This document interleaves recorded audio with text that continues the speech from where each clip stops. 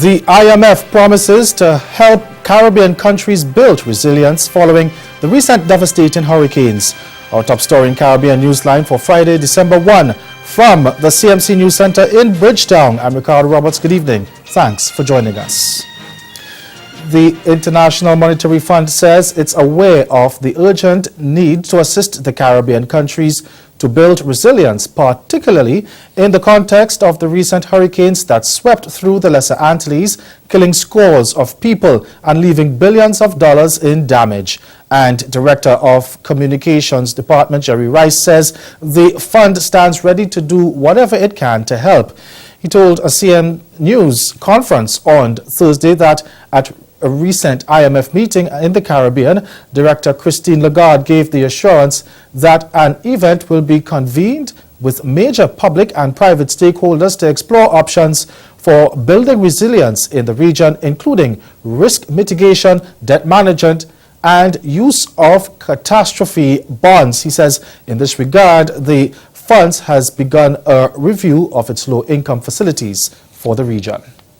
And while the fund cannot currently reclassify countries to make them eligible for concessional fund borrowing, a review of the fund's low-income facilities is currently underway, and that will examine how well these facilities are addressing the needs of vulnerable small states, and will propose changes if needed. Meantime, the IMF is calling for a narrowing of the wage gap between men and women in the Caribbean. The fund's boss says Caribbean women can play a significant role in fostering and maintaining the region's economic growth. But she says there is need to close the wage gap, which, according to a 2016 gender equality report issued by Economic Commission for Latin America and the Caribbean, it stands at 26%. That means that for every 100 units of currency received by a man, an equally qualified woman gets 84. Lagarde says to effect sustained regional economic growth, women must be given access to finance. Women have access to finance. They are very entrepreneurial, and they can actually use their potential, use their intelligence, and for some their education in order to start businesses, in order to develop activity. But generally, finance is the missing component. So facilitating access to finance and making sure that finance is inclusive for them would be, in my view, a very, very strong step forward. The 35-year-old fraud accused a businesswoman who escaped from prison in Trinidad and Tobago late Monday has been recaptured. Police say Vicky Boudram was found at her house in Pinal, south of the capital, on Thursday night. The 32-year-old female occupant of the house was also detained and faces a charge of harboring a fugitive. Residents in the area claimed Boudram was seen earlier in the day eating at a fast food restaurant. She was recognized by a member of the public who alerted the police. Boudram had been on remand waiting trial on 175 fraud-related charges. She now faces an additional charge of escaping lawful custody. She walked out of the prison with two officers who claimed she was required to appear in the Tunapuna Magistrates Court. But Acting Minister of National Security Stuart Young confirmed on Thursday that forged documents were used to secure Boudram's release. Responding to questions at the post-cabinet media briefing, he said investigators had confirmed the forgery. That particular document has gone along the chain of custody now into the hands of the police officers who are actively investigating this. And just like you, we would assume that that is the line of investigation that needs to take place. Where did this document originate from? Who is it that authorized this? We know it's not a real document. I have that information, that the signature on the document is a fraudulent signature. How does someone get a stamp, etc.? So let's wait the outcome of that. Minister Young said someone or some people will have to be held accountable for what happened, but he said it was still too early to assign any blame. I am not in a position now to answer for either the prison service or the police service as to why it took so long, or did it really take so long? Was it a combination of errors or subterfuge, etc., as to why it took so long for us to be alerted? I simply don't have the answer for that. The Caribbean Tourism Organization says destinations in the region must have protocols to determine at what point they will still stop accepting visitors when a storm is approaching. Thousands of travelers were left stranded during the just-ended hurricane season after storms devastated a number of destinations. Now, Kennedy Pemberton, a sustainable tourism product development consultant at CTO, tells CMC News one of the things they noted that right up to storms coming, the tourism supply apparatus was still in full swing. We had airlines that were still bringing in jet loads and plane loads of passengers into the region. And so as the situation progressed, negatively progressed, where it became even clearer that storms were going to hit destinations within the region, I think at that point, the governments of the day need to be able to say, when the probability gets beyond a certain point, we're going to stop accepting visitors, because the risk of an incident involving a visitor, when you continue to accept visitors, it gets too high. And that risk is a long-term risk. It damages the brand, and it's something that will continue to redound in the minds of visitors, because the hurricane season is something that we experience every year. So there'll always be that fear of, we've had negative impacts on visitors from the hurricane season in a particular year, and so we don't want to repeat those particular circumstances. He says the CTO has learned some important lessons as a result of the devastating 2017 hurricane season, including that the early morning or warning information was particularly useful. The media has been presenting the Caribbean as being devastated. That has hurt the brand in terms of turning away visitors from the region, particularly as we are entering the winter season, in the sense that persons don't necessarily understand the full geography of the Caribbean. So whether it spans from the Bahamas in the north going down to as far as Guyana in the south, because of course both the Bahamas and Guyana are members of the CTO. And so when they hear that the Caribbean is devastated, they change their minds in terms of vacationing and they seek alternative destinations. Whereas the truth and in fact, we've had about 10 destinations within the region that have been badly affected by storms. And they are on the road to recovery, but there are at least another 17, 18, 20 plus destinations that have not been affected and that are fully up and running, that are fully open for business, that are able to accommodate visitors and to continue to deliver that Caribbean experience. Coming up in Caribbean Newsline, 6 Caribbean countries recognized for their success in eliminating mother-to-child transmission of HIV. We'll tell you which ones after the break. When I was in Houston 1 month after the historic storm, I saw entire neighborhoods where people were living in gutted out, moldy homes. Residents who I spoke to told me that they were denied all aid, despite Congress authorizing $15 billion for Harvey victims. So how is the void filled when these relief institutions are clearly failing millions of Texans? With volunteers, thousands of them, who spontaneously came to help.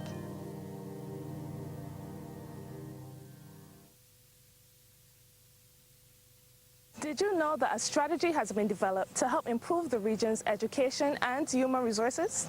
You didn't? Well, the HID strategy, as it is called, will guide CARICOM in how it delivers quality education and training to the people of the region. The strategy has been crafted by a group of experts called the HRD Commission. Consultations have been done across the region to get your input. Do you know that none of us will be left behind? The HRD strategy is important to all of us, students, parents, and employers. It will prepare the region, especially the youth, for the 21st century economy, and society. The HRD strategy, unlocking Caribbean human potential.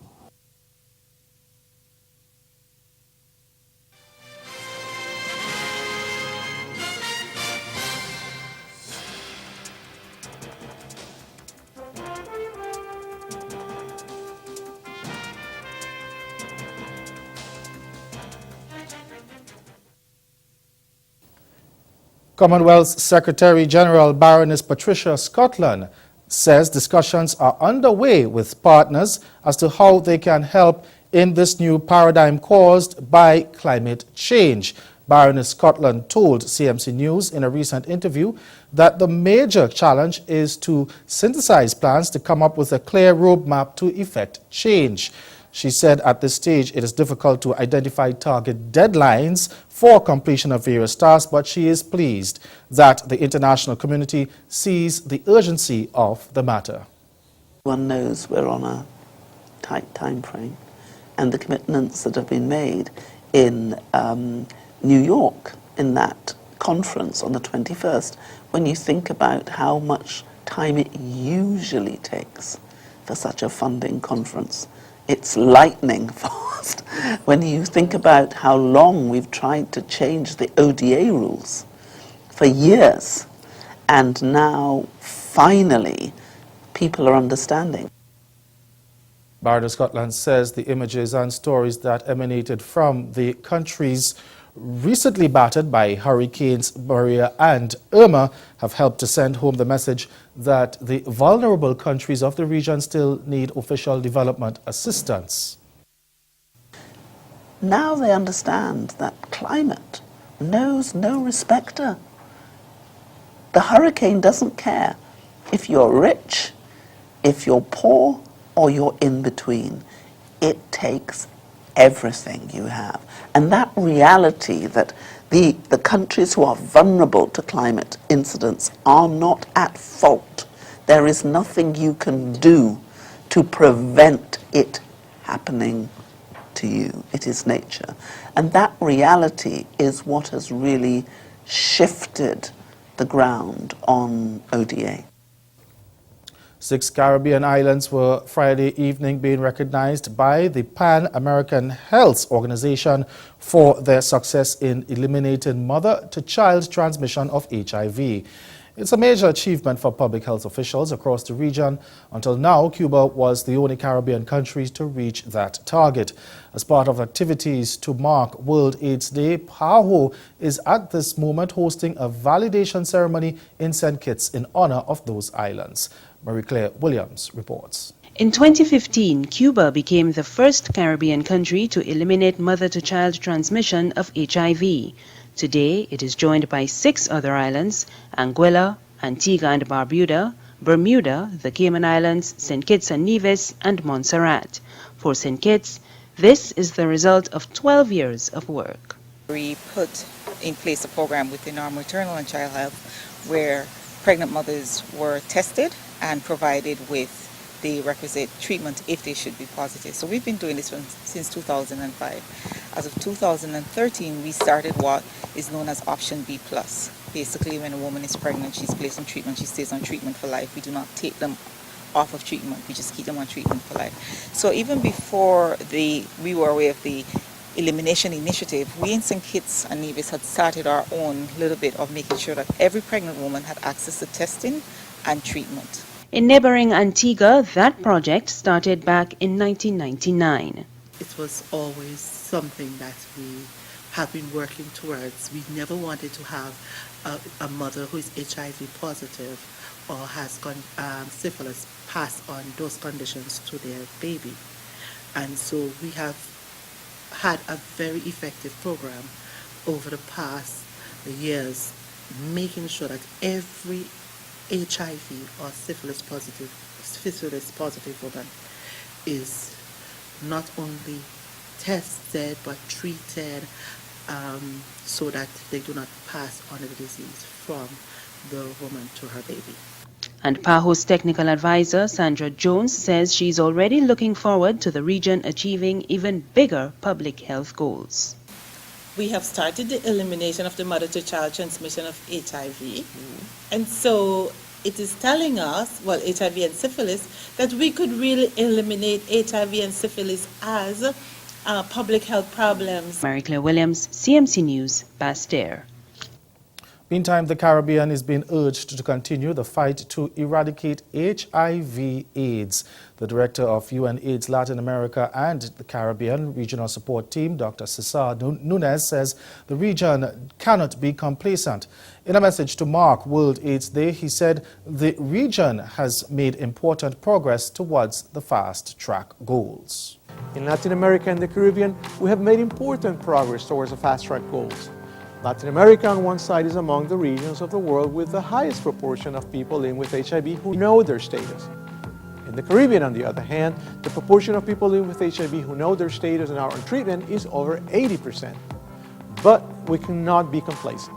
Not when there are still millions of people, such as people living with HIV, LGBTI community, sex workers, indigenous populations, and migrants who do not have access to health services because of stigma and discrimination.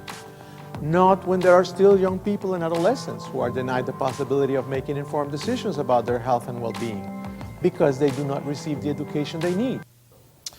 The Guyana government has had a change of heart and will make its contract with ExxonMobil public after all. It had initially said it was not prepared to do that, citing security and other issues. But on Thursday, State Minister Joseph Harmon said the administration had taken note of the population's need for more information. We get more on this report from HGP Nightly News. Back in October, following public interest and pressure for the release of the contract between ExxonMobil and the government of Guyana publicly, the U.S. oil giant signaled its intention to comply. ExxonMobil had explained that while they were ready to release the sensitive document, they were awaiting the agreement of the current administration regarding the terms of making the document public. On Thursday, during this week's post-cabinet press briefing, Minister of State Joseph Harmon announced that government has given the approval for the contract to be made public. There are background checks which a government has to do in the event when it's going to take certain steps. And so I've given you a framework, a timeline within which the contract will be made available.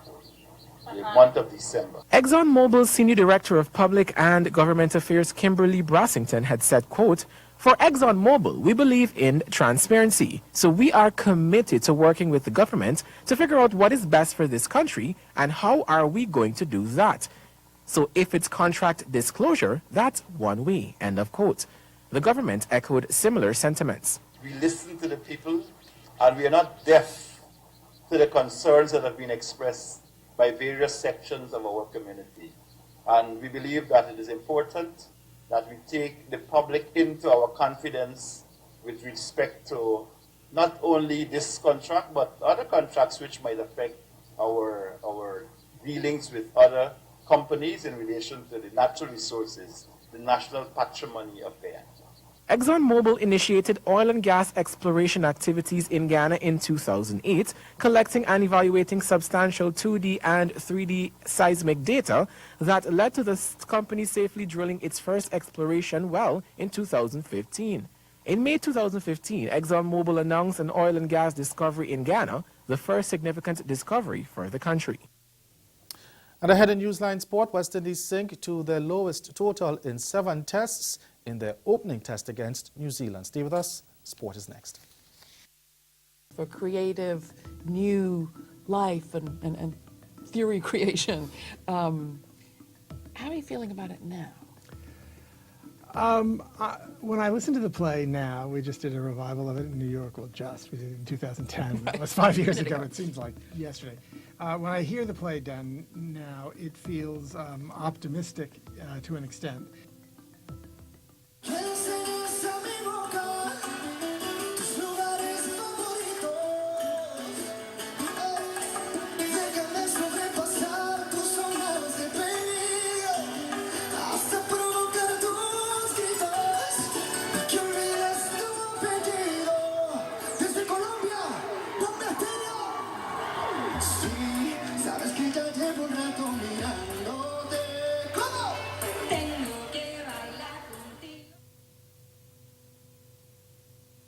Did you know that a strategy has been developed to help improve the region's education and human resources? You didn't?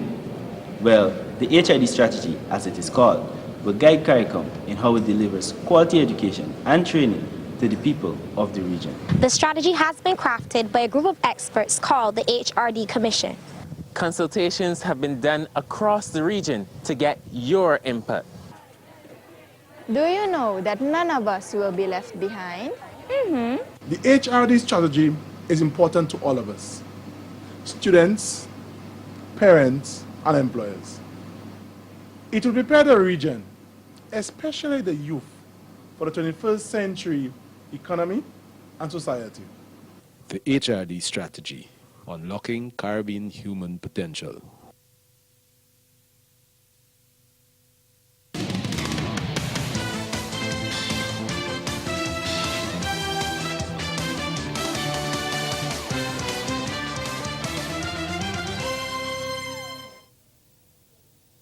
West Indies struck 2 vital blows but was still reeling after being bundled out cheaply on the opening day of the first test against New Zealand on Friday, now sent in on a grassy Basin Reserve track.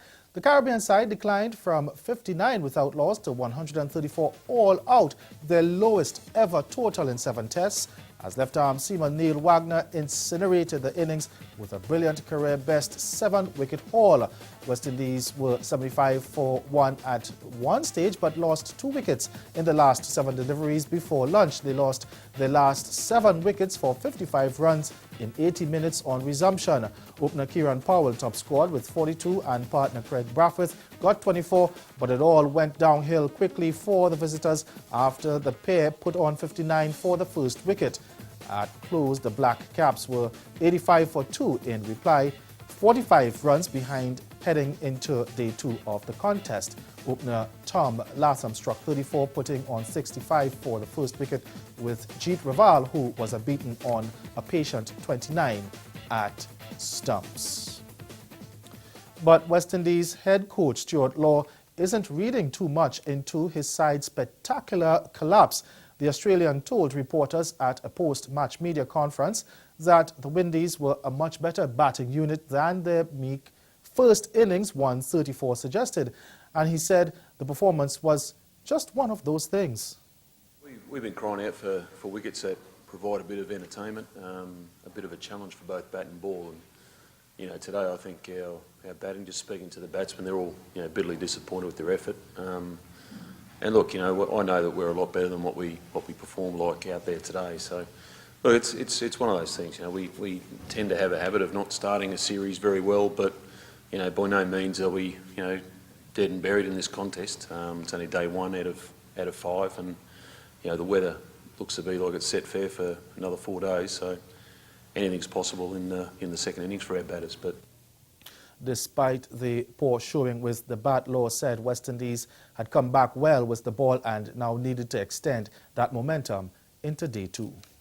I still think we showed tremendous fight with the ball this afternoon. We bowled some good spells. Miguel Cummins playing his first test for a while. Bowled exceptionally well, I thought. We just need to hang on to our catches tomorrow and make sure that we don't give them too much of a lead.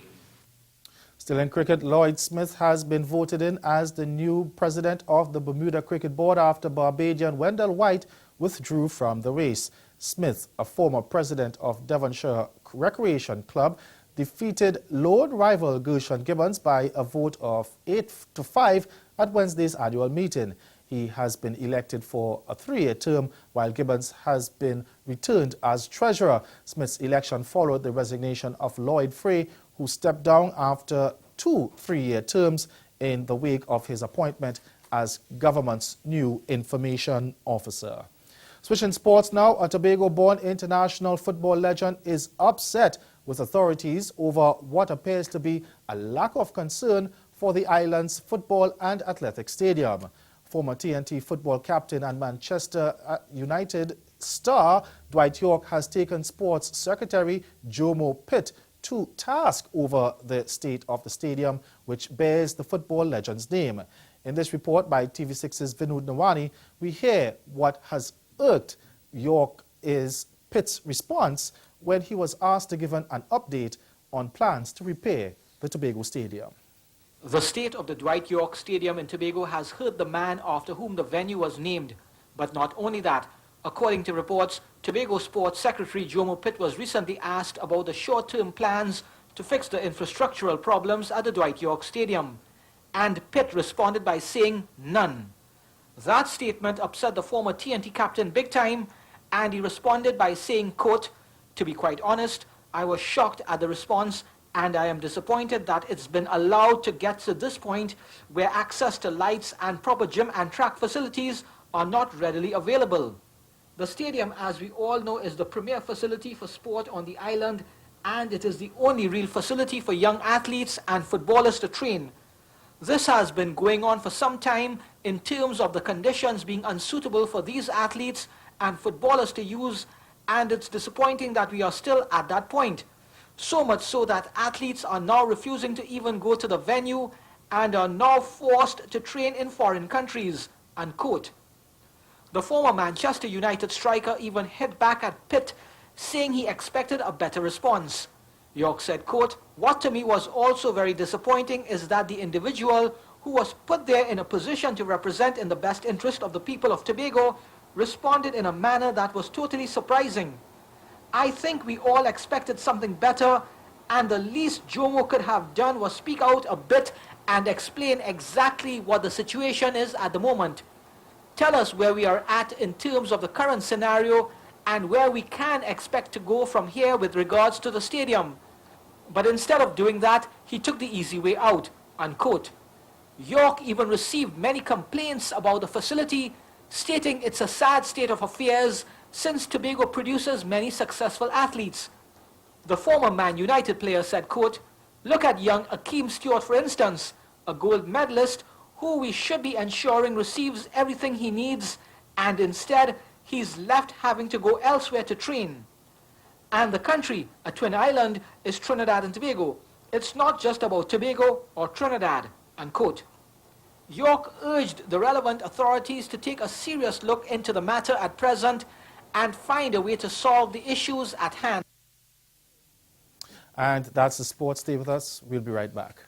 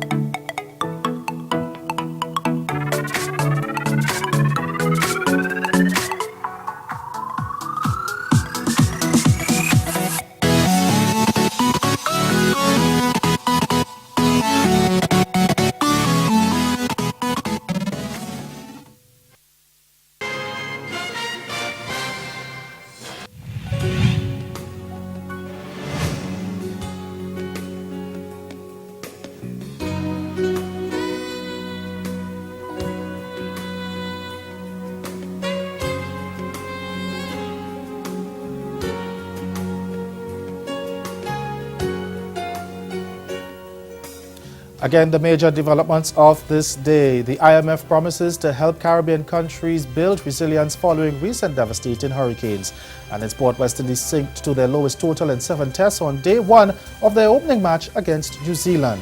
That's Caribbean Newsline. For news and sport round the clock, log on to carlinnews.com. We'll be back here again on Monday. But from all of us at CMC News, thank you for watching. Have yourselves a good night.